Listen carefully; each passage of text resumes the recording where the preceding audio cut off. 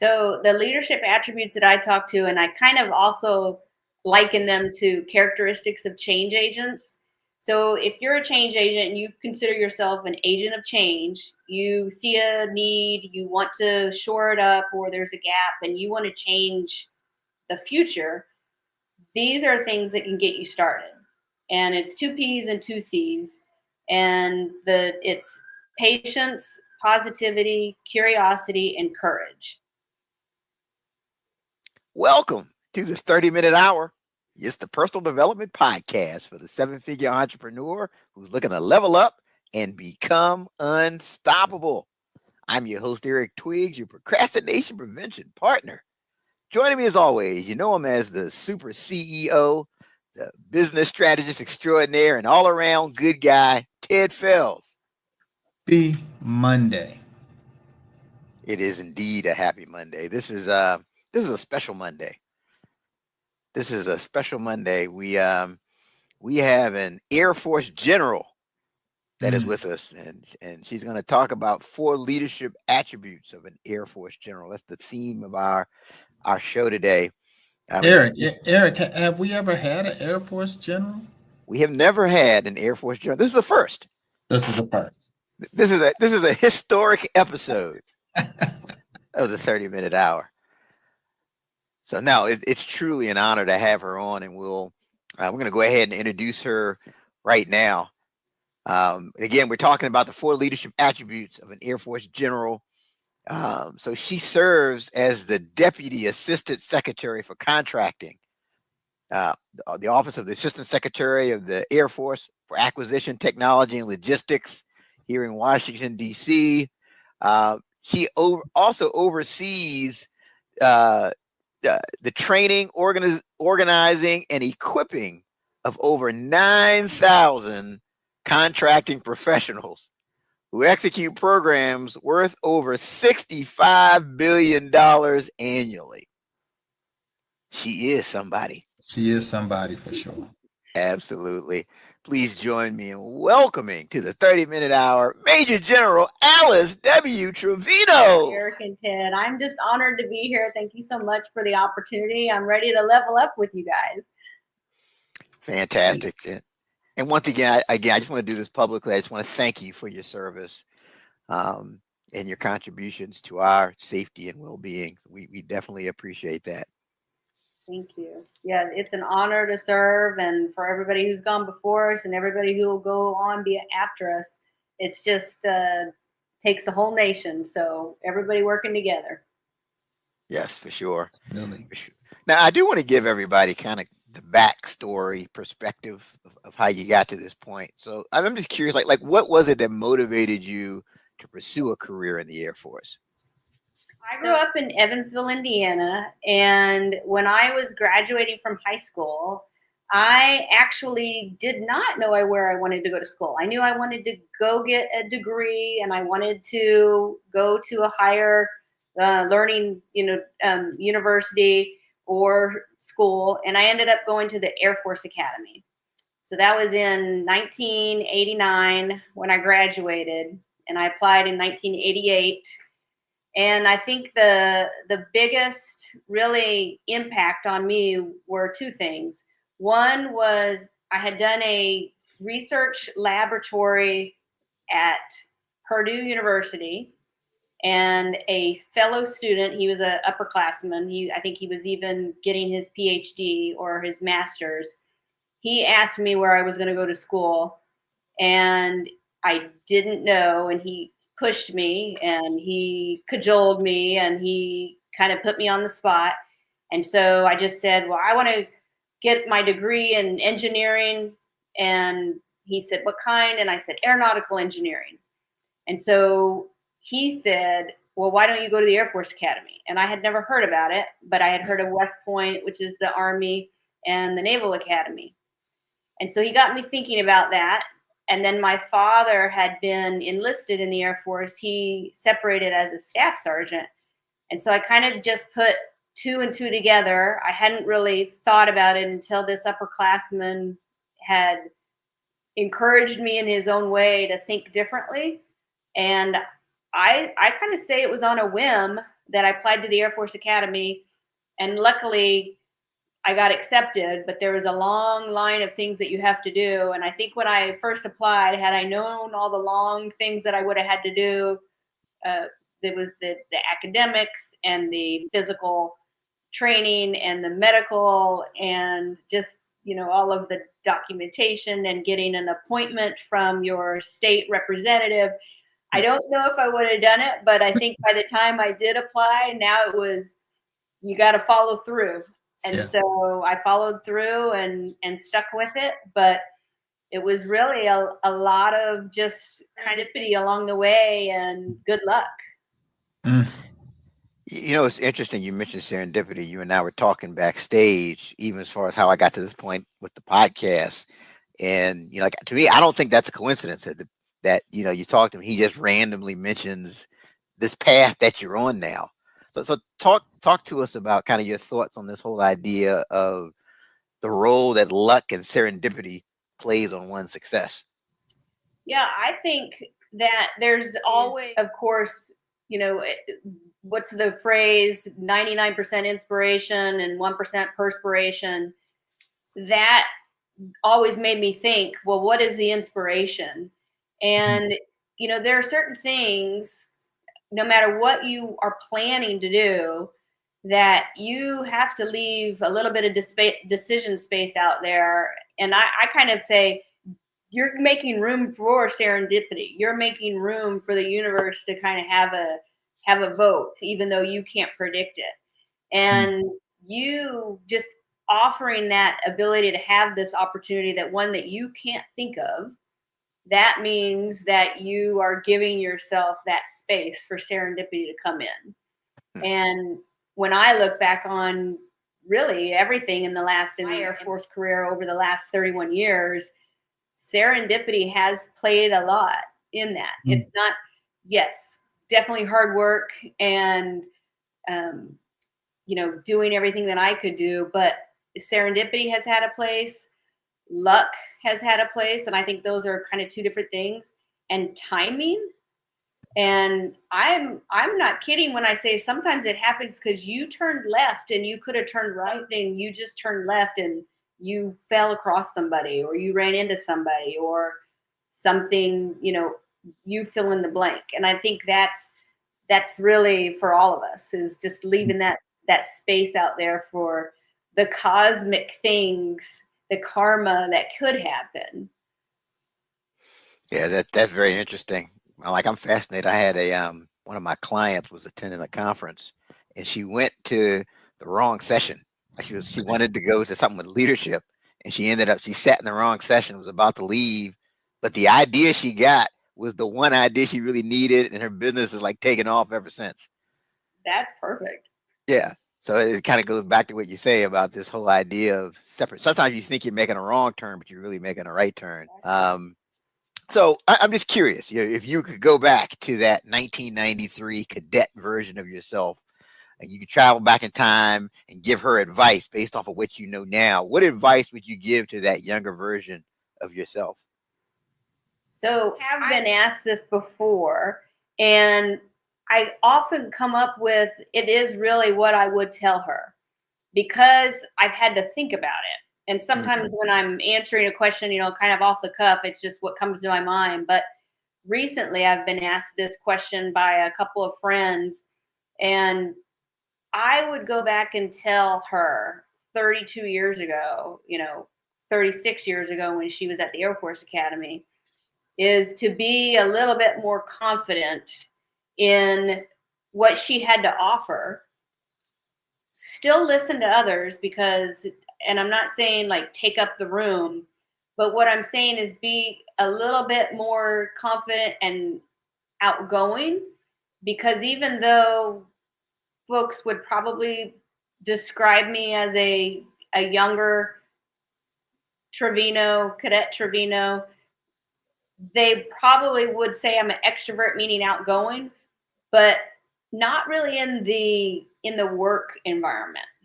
And so I didn't really put myself out there a lot.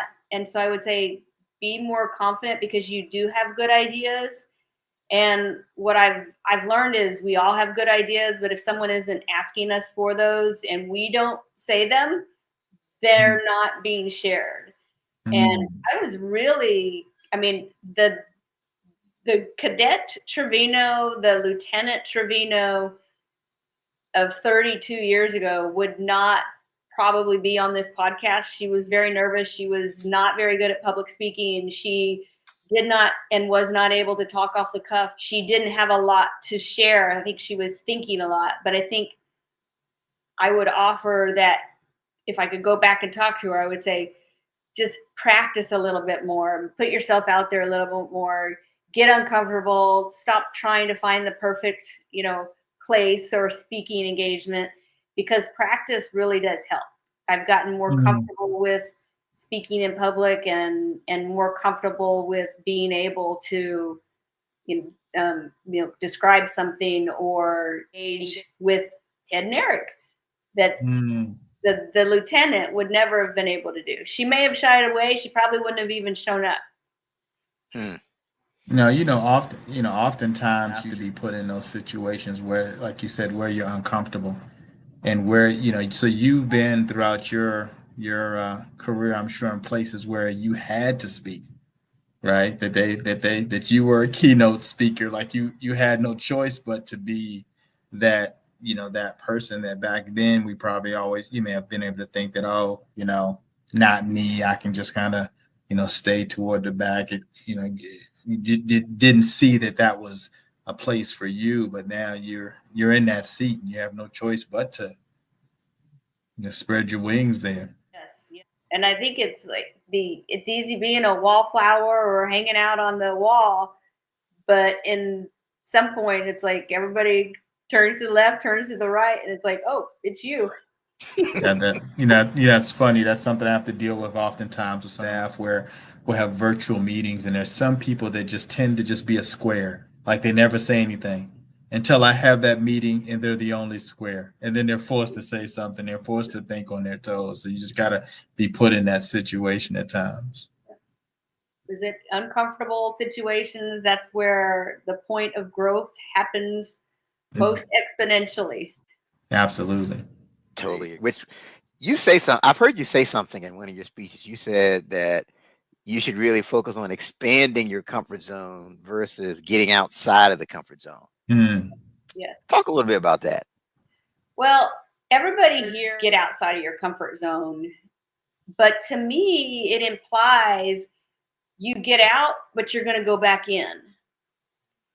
And when you expand your comfort zone, what before wasn't comfortable now becomes comfortable. So you can't go back. And for your listeners, I describe it in this way. The easiest way is something we all have in common. Like, say we were in high school, we got the agenda on the first day, and the teacher says, this is where we're going to study this semester. And nobody, at least not me, I never looked at that agenda and went, oh yeah, I got this. I usually was like, oh my gosh, I think I'm in the wrong class. No way. Right. And they break it down, they chunk the information. And at the end, you take your test, whatever the final is, you do your final paper, and there's more to learn, but not on that topic. You've learned it, and now you're ready to move on. And if we, at the beginning of the next semester, said, now we're going to take that class again, on average, 90% of the people would be bored, and you wouldn't want to repeat it because you've learned everything. There wasn't a lot new to learn, and so you were wasting your time, or there's other things to do. I mean, that's kind of like what, I'm being facetious about what it is, but that's kind of what this expansion of the comfort zone, it's the same thing. And in the Air Force, I tell lieutenants and captains and majors, I share that, at the beginning of an assignment, it's the same thing. At the beginning of any job, any position, any assignment, even outside of the Air Force, and that first day, you are anxious. It's a good anxiety, but you do not know the people that you work with. You may not even know your job responsibilities. You're there to learn. But then after you fill in the blank on whatever that time that is, in the Air Force, it's 2 to 4 years, you go to the next assignment. If they made you repeat the same assignment, again, you'd be bored. You've grown, and now you're ready to get uncomfortable again, and you just keep expanding your comfort zone. And nobody wants to be comfortable, really, if they want to grow. If you are comfortable, that means you're probably not growing, or you're taking a breather and now then expand your comfort zone. Don't be stagnant, and then grow again. Excellent. Oh, just excellent points. I think that's something, we do this segment at the end. It's called Write This Down. I'm going to say it right now. You need to write that down. Expand your comfort zone versus getting outside of the comfort zone. I think that's a great point. Okay. So at what point in your journey did you say, you know what, maybe you had a vision board? I don't know. You said, you know what, I'm going to be a general. I think I can make it to the top. At what point did that become a realistic vision for you? So we were talking about this backstage, weren't we, Eric? This was never a goal of mine. I know it may be hard for some listeners to believe as you go across your trajectory. There's certain promotion milestones that you have to go across, and in the Air Force, some people say it's up or out, and so you have to keep getting promoted, or you're out, or you can continue to serve, but you're not going to have another promotion. And I never really had a goal of becoming a general officer, but I did have goals of learning, growing, and investing in others. I've said this to other people. I've said this to my husband. My best talent, not my only talent, but my best talent is finding talent in others. I'm very good at it. And then I cultivate that talent. So for me, kind of thinking through my leadership journey was more about who else can I help? How can I give back? Am I still growing? And along the way, I set myself up for promotion, but it was never the goal. It was more of, again, I would akin it to serendipity again. Is being in the right place, doing the best that I could, performing, taking advantage of opportunities that came across my path, and allowing others to grow along that journey with me. So maybe I'm different. Some people do have a goal to make a general officer, but I was not one of those. Yeah, you know what? You just seem like such a nice general.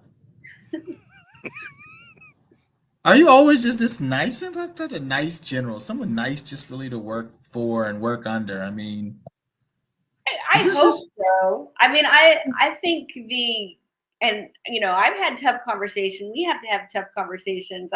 I'm sure at the other end of those tough conversations, some people didn't feel that I was being nice, but have you heard like nice versus kind? I think I'm kind because I'm transparent and I'm honest, and I don't like being not transparent. I actually get uncomfortable if I'm not transparent. That is something I've had to make sure that I don't struggle with, because if I am not helping the team and fully, transparent, but being honest and truthful and telling them why something has to happen, I am in a bad position. Like, I'm distracted because I'm not being transparent. So, but help hold people accountable, and then hold them accountable to what you share, not like new things, not like, oh, did I not tell you I was going to expect that from you yesterday? Well, now you're in trouble. Right. It's communication and helping people. And it's not about being liked. It's about being kind and helping people, again, grow, because you're investing in them. And that gives me the greatest pleasure at all. Yeah, I echo Ted's comment. I think when you have that approach, people don't want to let you down. So it's almost like they feel like if they don't follow through, that they're letting you down, because you're being so transparent and you come across as with authenticity. Thoughts You on know, that? I often try to make people want to do what I need them to do. Hmm. And Right. make them that it's their idea, and that's Yep. the best. That's right. That's right. Get them invested in it. Absolutely. For sure. So how did the role of general, how did it compare to what you thought it would when you were kind of on the outside of it looking in? Like how did the reality of being in your position compare to what you thought it would be? So when I was younger, as a lieutenant and a captain, I don't think I ever even met a general officer. Maybe until I was a more senior captain. So I had been in quite a few years, at least more than 5 years, and they were really scary to me. General officers, you again, probably, talking back to Lieutenant Trevino, like, speak up, be more confident. I was probably cowering in the corner if a general officer came in, because maybe to me they weren't as approachable. Mm. And that, I think, that impacted me. So I want to be approachable, because I think that's where you find out things that you need to know, and people then feel comfortable telling you about them, because they know that you're not going to kill the messenger, and you need to know. And I did not realize when I became a general officer that that was one of the most important things. So again, it's not about rank, but it does give you access to meetings. And that access is, again, not about you, the person. You could take my face out and you could take my name out, but Major General blank needs to be in the room to give her people access or share their information to tell the story. But I am just representing them. So that, I think, was the biggest thing that I had to come to grips with, is, it's never about you to begin with, but the whole point is now you do have entry to a room that you didn't have entry before. And so how are you going to help your people?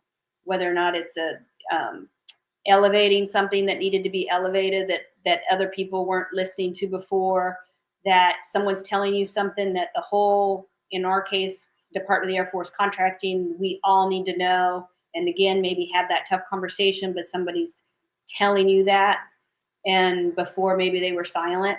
So I think that was the biggest reflection and really recognition that doubling down, it's not about you, it's about what are you doing to help your people.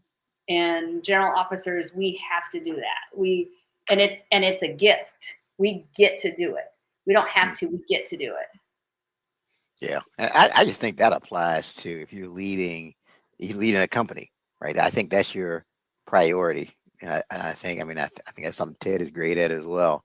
But no, I think that's just amazing perspective to hear.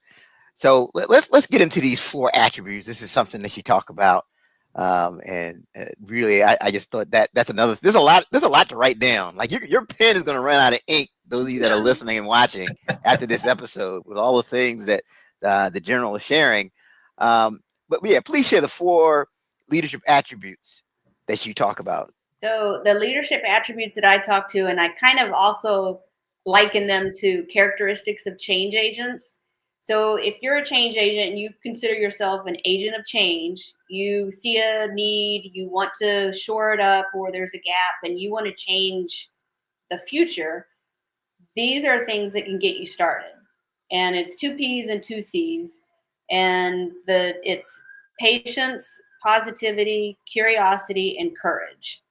And I can talk about each of those individually, but in this kind of forum, I'll just go at a very, very high level, because to me, they're also intertwined. And if you have anything that you want to change, or if you're leading a change in that leadership role, the first one is positivity. And you have to be positive that the change that you're trying to influence, it's going to be different. But when you're dealing with differences or the unknown, there's the fear of the unknown. And so you have to be positive about the change. Otherwise, why would you be doing it? And that goes with helping people understand the why. But you have to be positive because it's so easy to get negative. I mean, when you, I don't know if you've, I can't remember who the author was, but it was like he had a formula. It's, it's 7 to 11 positive aspects, but it's like 1 to 3 negative, and you're already in the negative. And so then to get out of that hole, to get out of the negative, you got to find 9 to 11, and it takes more and more and more. And so just kind of staying in the positive and being able to recognize if you're not being positive. And I'm not saying like sprinkling pixie dust and everything's rosy and we wear rose colored glasses. It's realizing that you can lead people through that change, no matter the hardship, no matter the effort that's going to go through, no matter the time, if it's not going to be instantaneous. And it's just that positivity. The patience, again, I just said it. It's like, how long is it going to take? We don't know. So you have to be patient. If it's a good idea, stick with it. Sometimes it doesn't resonate with the first person. Sometimes that persistence really helps pay off, but the patience to help everybody get on board and understand the why and make sure that you're going in the same direction, and then answering the same questions over and over again. My husband, Ray, he laughs at me because sometimes I do say, and he's right, and I have really tried to work on it too, is he'll ask me a question and I'll be like, snap back at him. Like, I already told you. Well, I need to be patient, because the fact that I snapped at him and said, I already told you, he's not going to say the outcome of that, and the response is never, and nor has it ever been, oh, darling Allie, you're so right. Thank you for reminding me of that time you told me last week. Now I have gone back into my memory bank and I am better off for it. That's not the outcome. Instead, he's angry at me for snapping at him. I look foolish for snapping at him. I could have just answered the question. And so it's like learning to be a little bit more patient. We're not perfect. Again, we're humans, but that patience really does pay off. And the curiosity is just asking questions. Why does it happen this way? What don't I know? Like I have been asked before why we do something a certain way, and I've actually been able to tell them the why. And that curiosity then helped me shore up their educational gap or offered a learning opportunity, because again, they had the courage to ask, but their curiosity, if I wasn't patient and positive about my answer, the opposite is going to happen, right? They're never going to come back to me and ask a question. They didn't learn anything. I'm, again, feel foolish for making them feel bad. And now maybe I'm not somebody they're going to come back to. And so that's the piece of the curiosity piece. And we have to be curious too. Like, we have to ask, why is it done that way? Why am I doing it the same way all the time? Why, if I look over at somebody and they're doing it better and I'm wasting my time, say, artificial intelligence is big right now, right? Somebody is getting through cultivating culling a bunch of information in 30 seconds, and it's taking me 3 days. Why am I not asking how I can do this better? And that courage is really, when you see something that needs to be changed and you need to fix it for your personnel, are you going to have the courage to ask for the resources? Are you going to have the courage to put time behind it? Are you going to have the courage to say something and allow other people to have the courage if they're not feeling,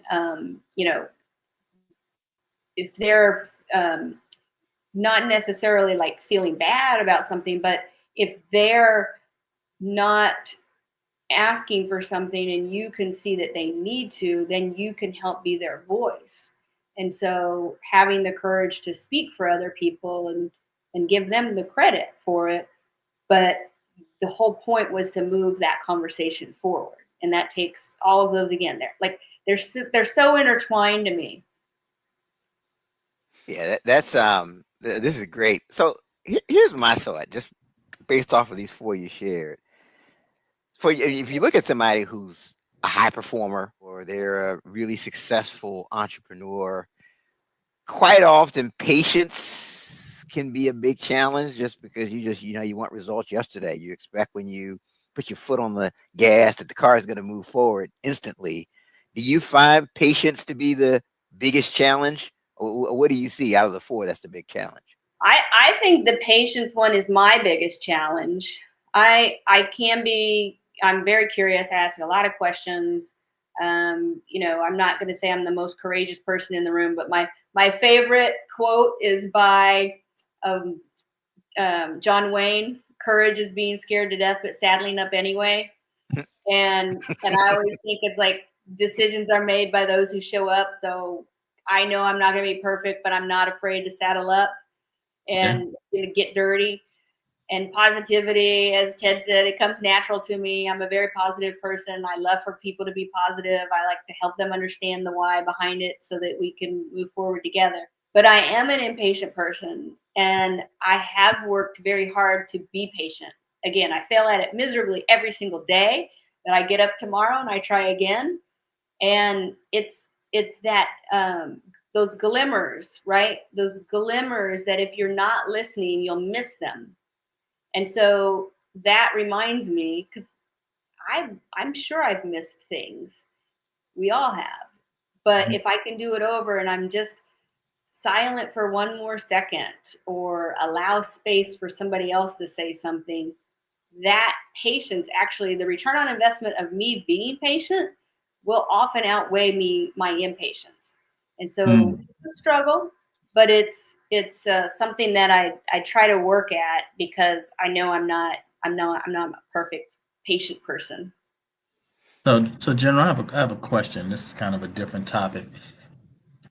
If you had an opportunity to be in another career right now, like what would it be? So it could be anything. yeah. It could be if you say I'd like to be a singer. I mean, whatever it is. I mean, what would it be? So dreaming, I guess if I could do anything, well, I'm pretty happy with what I'm doing. Sure. So if I wasn't, it was like, what would I be doing if I wasn't doing this? And it's hard to take yourself out of that. But the things, have you heard of the principle of ikigai? It's a No. Japanese phrase. It's Ikigai, ikigai, and it's finding your passion. It's what you're passionate about. It's really, our lives are about finding our why and what is our passion. And so if I wasn't in the United States Air Force, what am I passionate about? And I'm passionate about helping others. I really believe in the way, to kind of like navigate through life is through leadership and education. And I think those two things go hand in hand. So I'm very passionate about that. My guilty pleasures are I love hats.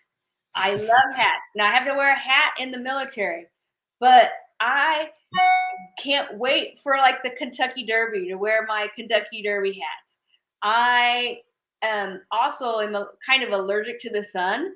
And so I love hats because they keep the sun off my face. And so I have visors of every color and I love color.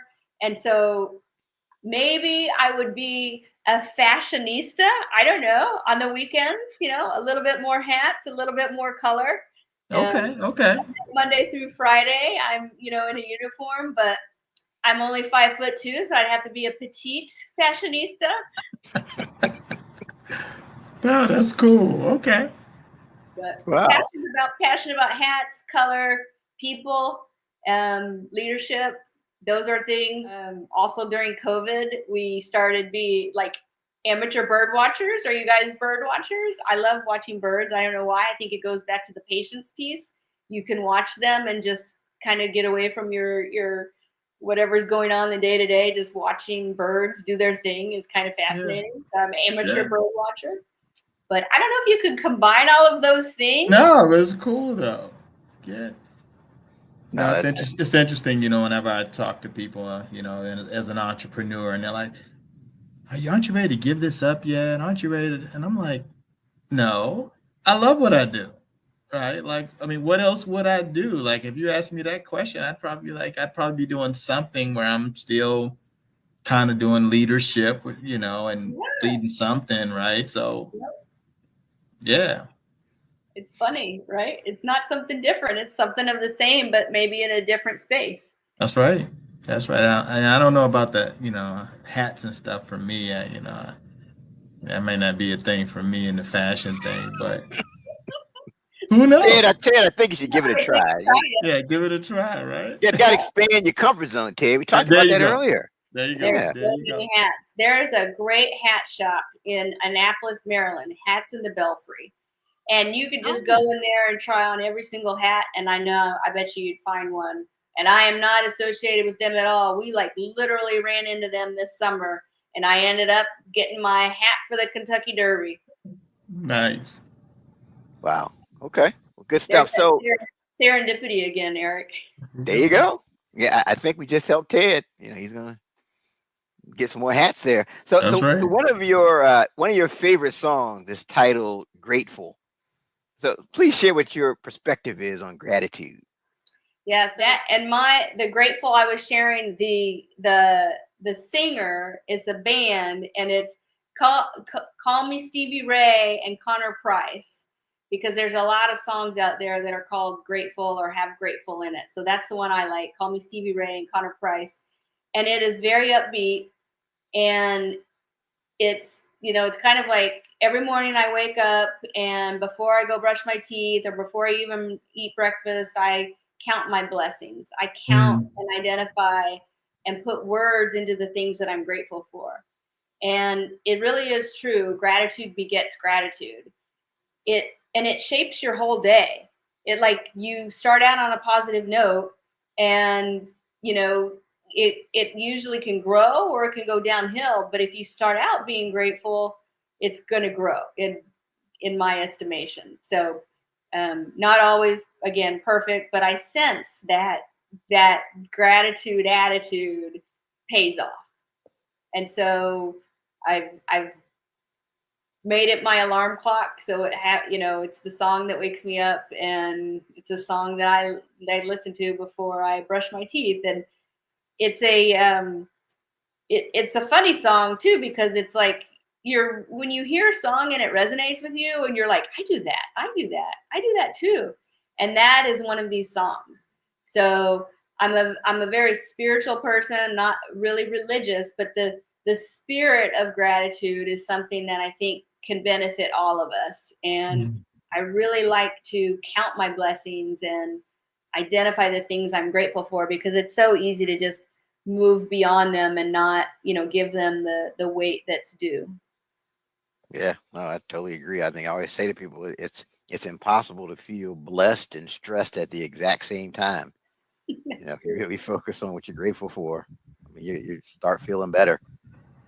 Well, good. No, that's great. So, like we said at the beginning, you currently lead 9,000 people in over 90 locations. And, we're coming to that time of year when people are really starting to think more strategically, right? We're coming on 2025. It's a new year. So from your perspective, what advice do you have for that business leader who's looking to create a strategic plan? So I think that the advice that I would go with today would be kind of some of the themes that we've talked about today. And Ted brought it up, like, what would you do if you weren't doing this? What are your dreams? And start with that. And then I would say your dreams can only be achieved if you have a plan to meet them. And so identify a couple of goals to meet with those. And then otherwise it will stay a dream, right? You'll just be dreaming about it and it'll never come to fruition. So if you know your dreams and you have the plan to get there, and you leave some space for the serendipity and the karma and the good things that you can't even envision yet, I would say that is enough flexibility to allow the universe to kind of come in. And so the dreams and where opportunities intersect with those dreams come with a plan. And if you don't have a specific plan, then kind of lay out just at least some mini goals to get there. Because a lot of people aren't that strategic, but they can kind of think in terms of 1 to 2 weeks and then move it beyond, 3 to 6 months. And then a long-term strategy is anything over 5 years. And then the last thing I would say is that I speak, because I'm in the military, we speak in terms in our planning is like branches and sequels. And that's why I would say you leave that space out there for those branches and sequels, because you think you might want to go down one branch, but it could lead to another sequel, or you can go back up and kind of like, do a U-turn and take a new branch, and that's going to lead to sequels that you haven't even envisioned. And those are kind of the things that I've learned. It's, the next chapter is not written, but you can do a lot to set yourself up for that chapter. And that's kind of advice I would have for your listeners. I just think that's great advice. I do think sometimes people obsess too much over the how, right? And I think that's because they can't figure out in their mind, okay, how, as opposed to really focusing on the what. You want to have a plan, but you do, like you said, you need to leave room for kind of serendipity, for that chance meeting. Can you expand on that? I mean, you turning left versus when you should have turned right and not even knowing, what's to say that's wrong? Yeah. And I have found myself in places that I didn't expect to be in, been able to expand my network and meet people that I didn't know yesterday. And some of those outcomes on just those new relationships have brought me more joy or more opportunity than, again, what I could have envisioned beforehand. And so that chance meeting or that chance encounter, or just that, chance of, even missing like a bus or your metro train. It's kind of, then what do you do next? And so instead of being negative that this thing happened, how about we be positive? And I was sharing with Eric earlier, I said some of my, some of the best lessons that I've had in life were from maybe bad leaders, but they taught me what kind of leadership and leader I didn't want to be. And I'm actually very grateful to have those lessons or occurrences in my life. That the ups and downs have given me perspective, and I wouldn't be who I was without them. I would, of all the trials and tribulations, when you come out on the other side, that's where you grow. But you can't even, if you want perfection, I'm not sure life would be as interesting. Yeah. And so I'm grateful. Of course, I don't like it at the time, right? But it's that hindsight. It does give you clarity. It gives you that 20/20 vision. And instead of trying to make everything perfect, it's go with the flow, be a little bit more patient, and see that some of the bad things that happen in your life they really turn out to be really good things. And they help you when other bad things come across your desk or across your doorstep, to help somebody else through them, because you have been through them. So I do not regret any of the bad things that have happened. I've learned from them or grown from them, every single one of them. Didn't like them that they happened at the time, but Yeah. No, that's excellent. So, what role has mentors and mentorship? What role has that played in your success? So I think mentors can be formal or informal. And I've had a lot of informal mentors, not really formal mentors, but now I get to be a mentor to others. And that is something I take very seriously. And I take it so seriously that I want to make sure that we have that relationship and it's focused on the mentee.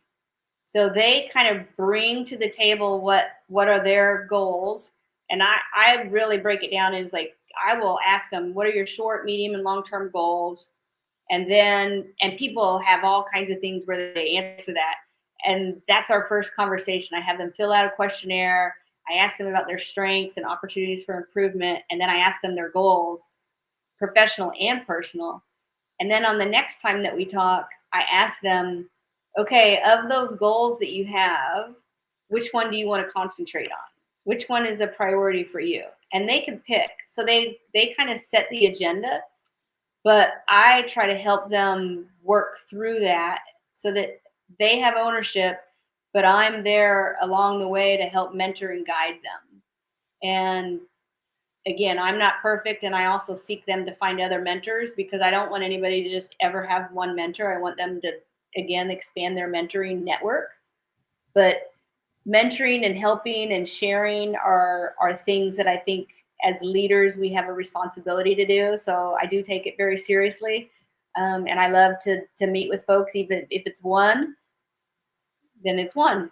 If they want to get back together in 3 or 4 months and tell me how they're doing, we will do that too. All right. And it's never anybody we have on this show that's just achieved a high level of success. Having mentors has always played a big role. And that's always been a key. So I definitely wanted to make sure we touched on that.